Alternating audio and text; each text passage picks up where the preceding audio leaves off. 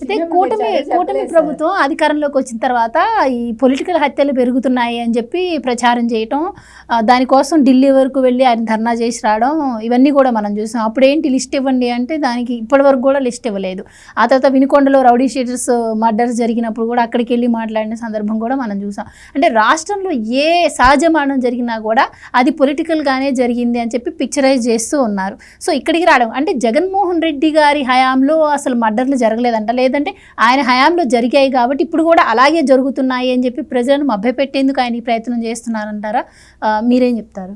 అంటే ఇక్కడ ఇప్పుడు ఆ వినుకొండలో ఇద్దరు రౌడీ షీటర్లు, ఇద్దరు వైసీపీ వాళ్ళే. ఇప్పుడు ఇక్కడ ఈ రాప్తాడులో కూడా అదే. రాప్తాడులో ఆ తోపుతుర్తి ప్రకాష్ రెడ్డికిను ఇప్పుడు గోరంట్ల మాధవ్ అని పెద్ద మీద ఒక ఆయన ఉన్నాడు కదా, వీడియో కాల్ అంటే గోరంట్ల మాధవ్కి కరెక్ట్గా సరిపోతుంది. ఆ వీడియో కాల్ అదే ఆ దరిద్రం మనకెందుకు. ఆ వీడియో కాల్ గోరంట్ల మాధవ్ ఇప్పుడు నెక్స్ట్ రాప్తాడులో కంటెస్ట్ చేయాలని, కంటెస్ట్ చేయాలంటే అక్కడ ఆయన సామాజిక వర్గాన్ని పెంచుకోవాలని అక్కడ మొత్తం అక్కడ క్లాష్ ఉన్నది, వాళ్ళకి క్లాష్ ఉంది. తోపుతుర్తి ప్రకాష్ రెడ్డికిను ఇతనికి గోరంట్ల మాధవ్కి, ఇద్దరు వైసీపీ వాళ్ళే. వాళ్ళిద్దరి క్లాష్లో ఇది జరిగింది. ఇది వస్తుంది, పోలీసులు ఇంకా చెప్పట్లేదు కానీ అదే చెప్తారు. ఇక్కడ జగన్మోహన్ రెడ్డి వచ్చి ఇంత కష్టపడి పాపం హెలికాప్టర్ కొక్కెం ఊడిపోయి ఇంత అయిపోయి దాదాపు 6 కోట్లు ఖర్చు పెట్టాడు ఈ మీటింగ్ కోసం. జగన్మోహన్ రెడ్డి కాదు, 6 కోట్లు ఎవరు ఖర్చు పెట్టారని మీరు అడగాలి. జగన్మోహన్ రెడ్డి కాదు, ఆ ప్రకాష్ రెడ్డి ఖర్చు పెట్టాడు. అతనికి 6 కోట్లు 6 crores ఖర్చు అయింది. ఒక్కొక్కళ్ళకి 200 రూపాయలు, 200 నుంచి 300 రూపాయలు ఇచ్చారు డబ్బులు రావడం కోసం. వచ్చినా కానీ ఎక్కువ మంది జనం రాలేదు. ఇక్కడ జగన్మోహన్ రెడ్డి ఇదేంటి అంటే గొంతు చుంచు బొంగురు గొంతు వేసుకొని అరుస్తున్నాడు. ఈరోజు బట్టలు ఇప్పదీసుకోవడం ఏముంది అక్కడ, ఏముంది? లింగమయ్య అనే అతను మర్డర్ జరిగింది, వెళ్ళావు పరామర్శించు, ఆ కుటుంబానికి ఇంకా 1 కోటి రూపాయలు పరిహారం ప్రకటించు, 1 కోటి రూపాయలు ఇవ్వు. నీ దగ్గర 1,00,000 కోట్లు ఉన్నాయి కదా, 1 కోటి ఇస్తే ఏమైపోతుంది నీకు? 1 కోటి రూపాయలు ఆ కుటుంబానికి పరిహారం ఇస్తే ఆ కుటుంబం మొత్తం నీ పేరు చెప్పుకుంటుంది కదా. నువ్వు అప్పుడు ముఖ్య అధికారంలోకి రావడానికి ఈయనివ్వడు. ఇక్కడ మొత్తం జగన్మోహన్ రెడ్డి పాలనలో 2019 నుంచి 24 వరకు 300 మంది బీసీలని మర్డర్ చేశారు, 192 మంది ఎస్సీలని మర్డర్ చేశారు, 58 మంది ఎస్టీలని మర్డర్ చేశారు, 11 మంది మైనారిటీలని చంపేశారు, 2027 మంది మహిళలు హత్యలకు గురయ్యారు. అంటే హత్యలు అంటే ఇంకా రకరకాల. తెలుగుదేశం పార్టీ కార్యకర్తలు 79 మంది చచ్చిపోయారు. ఎన్నికల కోడ్ సమయంలో 13 మర్డర్లు జరిగినాయి, కోడ్ వచ్చిన తర్వాత 13 మర్డర్లు జరిగినాయి. ఎన్నికలు జరిగిన తర్వాత తెలుగుదేశం వాళ్ళ 6గురిని చంపేశాడు ఈ రౌడీ ఎలిమెంట్స్ అందరు కలిసి. తెలుగుదేశం పార్టీ కార్యకర్తల మీద 2005 కేసులు, జనసేన పార్టీ కార్యకర్తల మీద 2014 కేసులు, బీజేపీ కార్యకర్తల మీద 69 కేసులు, అమరావతి రైతుల మీద అక్రమ కేసులు 2526. ఇదిగాక 30,000 మంది మహిళలు మిస్సింగ్. ఇంత ట్రాక్ రికార్డు పెట్టుకొని ఈ రోజునొచ్చి నేను బట్టలిప్పు తీసి కొడతా అంటాడు. వాస్తవంగా బట్టలిప్పు తీసి కొట్టాల్సింది ఎవరిని? ఇంతమందిని మర్డర్ చేసిన జగన్మోహన్ రెడ్డినా, పోలీసులనా? ఎవరిని కొట్టాలి? బట్టలిప్పు తీసి ఎవరిని కొట్టాలి? ఇక్కడ జగన్మోహన్ రెడ్డి ఆడుతున్న ఈ వికృత నాటకం, దీన్ని వికృత నాటకం అంటారు. ఈ మొత్తం అంతా ఏదో ఆవేశం తెచ్చిపెట్టుకొని ఏదో ఆవేశం ప్రదర్శిస్తూ అట్లా చెబితే కార్యకర్తలందరూ రెచ్చిపోవాలి అని అనుకుంటున్నాడు. ఎక్కడికక్కడ బెండ్ తీస్తున్నారు. ఈ రోజున పోలీసులు ఇప్పటికే పోలీసు సంఘం ఒకసారి చెప్పింది, ఒకసారి జగన్మోహన్ రెడ్డికి వార్నింగ్ ఇచ్చింది, ఇట మాట్లాడమాక తప్పు అని. తిరుపతి ఎస్పీగా ఉన్న సుబ్బారాయుడు గురించి జగన్మోహన్ రెడ్డి ఇట్లాగే మాట్లాడాడు, పేరు పెట్టి మాట్లాడాడు. సుబ్బారాయుడు 7 సముద్రాల అవతలున్నా నిన్ను తీసుకొస్తా అన్నాడు.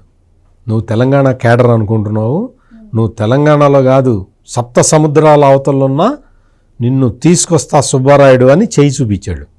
సుబ్బారాయుడు ఏమన్నాడు తెలుసా? ఆయన ఐపీఎస్ ఆఫీసరు. ఆయన ఏమన్నాడు తెలుసా? పోవా, నీదే కాదు నాది రాయలసీమ పో అన్నాడు.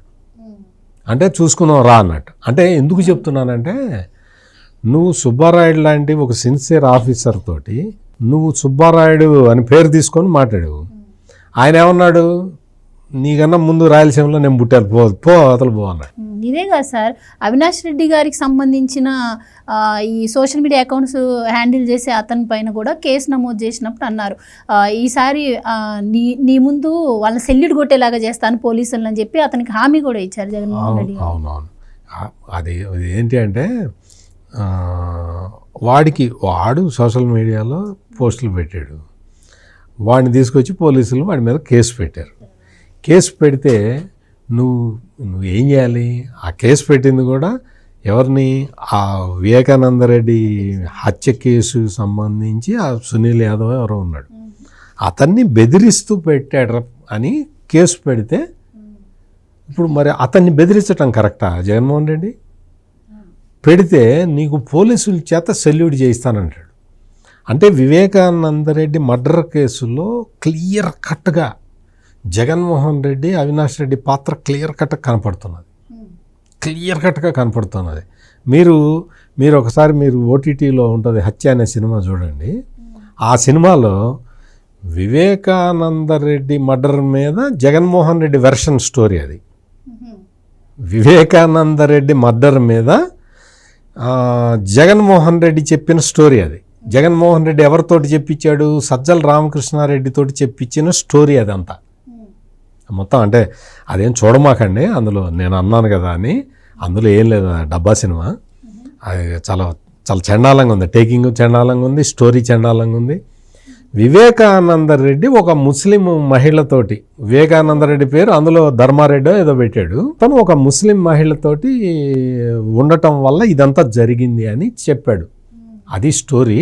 అదేమి చూడాల్సిన అవసరం లేదు కానీ చెప్తున్నా ఊరికే. అంటే ఎందుకు చెప్తున్నానంటే, పొలిటికల్ సినిమాలు తీసి కమ్మరాజ్యంలో కడప రెడ్లు, లక్ష్మీస్ ఎన్టీఆర్ ఇవన్నీ తీశాడు కదా జగన్మోహన్ రెడ్డి. హీరోగా పెట్టి ఒక 2 సినిమాలు తీశాడు, వ్యూహము, శపథము, కోడి గుడ్డు, ఇటువంటివన్నీ అది తీశాడు. అవి ఏవి ఒక్కటి కూడా ఆడలేదు. ఇది కూడా అంతే. ఇక్కడ ఎందుకు అంటే, ఈ జగన్మోహన్ రెడ్డి ఆ వికృత మనస్తత్వాన్ని ప్రజలు అర్థం చేసుకోవాల్సిన అవసరం ఉంది. పోలీసులు కూడా ఇప్పటికి ఇది నా లెక్క ప్రకారం ఇప్పటికి 5వ 6వ బట్టలిప్పదీసి కొడతానని చెప్పాడు. ఆంధ్రప్రదేశ్ పోలీసులు ఈ జగన్మోహన్ రెడ్డి చేతిలో బట్టలిప్పదీసి కొట్టించుకోవటానికి సిద్ధంగా ఉన్నారా లేదా పోలీసులే చెప్పాలి.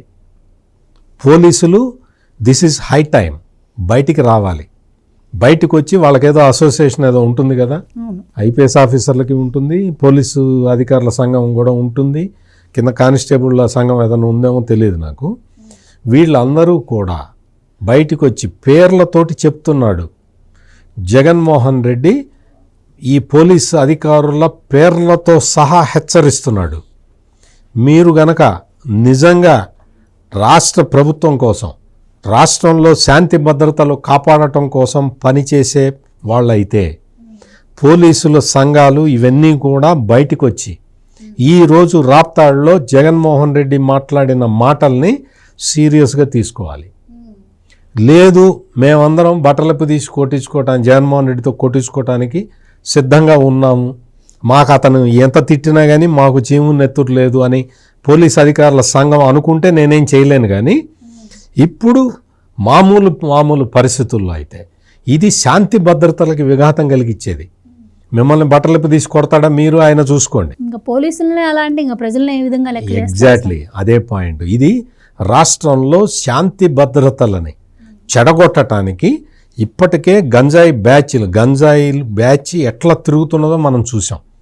మొత్తం ఊరూరా తిరుగుతూనే ఉన్నారు. వాళ్ళని కంట్రోల్ చేయడానికి పోలీసులు ఒకవైపు కష్టపడుతున్నారు. మొత్తం ఎక్కడ చూసినా ఈ నేరాలు చేస్తున్నదంతా కూడా గంజాయి బ్యాచ్లు. జగన్మోహన్ రెడ్డి పెంచి పోషించిన గంజాయి బ్యాచ్లే ఇప్పుడు నేరాలకు పాల్పడుతూ ఉన్నాయి. ఈ పరిస్థితుల్లో శాంతి భద్రతల్ని కాపాడటం అనేది పోలీసుల ప్రధాన కర్తవ్యం. ఇట్లా జగన్మోహన్ రెడ్డి వచ్చి తడవతడకి వచ్చి బట్టలెప్పు తీసి కొడతా అంటే మీరు సైలెంట్గా ఉంటే, పోలీసులకి చెప్తున్నా నేను, పోలీసులు కనుక ఇంకా సైలెంట్గా ఉంటే ఇంకా మీరు ఈ రాష్ట్రంలో శాంతి భద్రతలో కాపాడలేరు. మీ దగ్గర శక్తి లేనట్టు లెక్క. మీరు అందుకని మేలుకోవాలి. ఈరోజు ఎవరో మీకు రాష్ట్ర ప్రభుత్వం చెప్పటమో, పొలిటికల్ పార్టీ వాళ్ళు చెప్పటమో, పొలిటికల్ పార్టీ ఒకటి చెబితే మీరు రియాక్ట్ కావటమో ఇది కాదు. మీకు అసలు మీరు బట్టలు దించి కొట్టించుకోవడానికి సిద్ధంగా ఉన్నారా? అది డిసైడ్ చేసుకోండి పోలీసులు. ఎందుకు చెప్తున్నానంటే ఇటువంటి ఈ జగన్మోహన్ రెడ్డి చేస్తున్న కామెంట్లు లాంటివి ఎవ్వడు చేయటానికి వీల్లేదు. ఎవ్వడు మనిషి అన్నవాడు చెయ్యకూడదు. పోలీసులు ఖచ్చితంగా దీని మీద యాక్షన్ తీసుకోవాలి. వాళ్ళు ఎట్లా తీసుకుంటారు, ఏ పద్ధతిలో తీసుకుంటారు అనేది నేను చెప్పలేను, ఇప్పుడే చెప్పలేను. కానీ పోలీసులు మాత్రం స్ట్రాంగ్గా రియాక్ట్ కావాలి. ఇప్పటికీ అమరావతి అసెంబ్లీ దగ్గర ఒక పోలీస్ ఆఫీసర్ని పేరు పెట్టి పిలవటం దగ్గర నుంచి జగన్మోహన్ రెడ్డి మొదలుపెట్టి ప్రతిసారి ఎక్కడికి వెళ్ళినా కానీ పోలీస్ ఆఫీసర్, ఇందాక సుబ్బారాయుడు ఎగ్జాంపుల్ చెప్పాను నేను, ఐపీఎస్ ఆఫీసర్ సుబ్బారాయుడిది, అట్లా ప్రతి చోటకి వెళ్తున్నాడు. ఆ పోలీసుల పేర్లు చెప్తున్నాడు. పోలీసులారా జాగ్రత్త, మీరు జాగ్రత్తగా ఉండండి. మీ పేర్లతో సహా జగన్మోహన్ రెడ్డి చెప్తూ ఉన్నాడు. దీనికి అడ్డుకట్ట వేయాల్సింది మీరే. ముఖ్యమంత్రి ఒప్పుకుంటాడా, ఉప ముఖ్యమంత్రి ఒప్పుకుంటాడా? అవన్నీ ఎవరికి వేరే వాళ్ళకి సంబంధం లేదు. మీ స్కిన్ మీరు సేవ్ చేసుకోవాలి. మీ పేర్లు పెట్టి బెదిరిస్తున్నాడు మిమ్మల్ని. మీ పేర్లు పెట్టి మిమ్మల్ని బెదిరిస్తున్న జగన్మోహన్ రెడ్డిని ఎట్లా కంట్రోల్ చేస్తారో మీరే ఆలోచించుకోండి. Please subscribe to Leo news for more videos.